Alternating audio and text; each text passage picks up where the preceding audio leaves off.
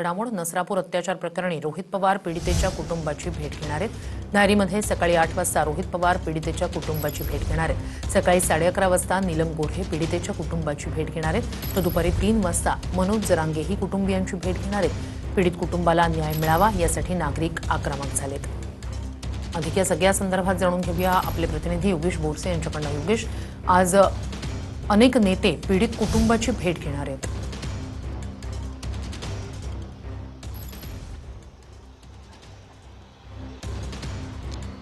निश्चितच श्रुती, या पीडित कुटुंबियांना धीर देण्याचा प्रयत्न हा वेगवेगळ्या राजकीय नेत्यांकडून केला जाताना पाहायला मिळतोय.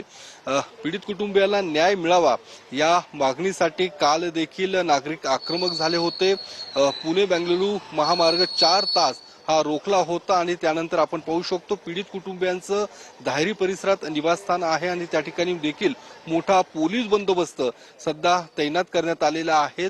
थोड्याच वेळात शरद पवार गटाचे आमदार रोहित पवार हे पीडित कुटुंबियांची भेट घेणार आहेत. त्यानंतर 11:30 वाजता नीलम गोरे आणि 3 वाजता मनोज जरांगे पाटील हे या पीडित कुटुंबियांची भेट घेणार आहेत आणि या पीडित कुटुंबियांना न्याय मिळावा ही मागणी देखील या राजकीय नेत्यांकडून सरकारकडे करण्यात आलेली आहे आणि सरकारकडून देखील हा संपूर्ण जो घटना घडलेली आहे ही घटना फास्ट ट्रॅक कोर्टात चालवण्याचं आश्वासन. नक्कीच योगेश, नक्कीच अपडेट्स घेत राहणार आहोत. सुर्तास धन्यवाद.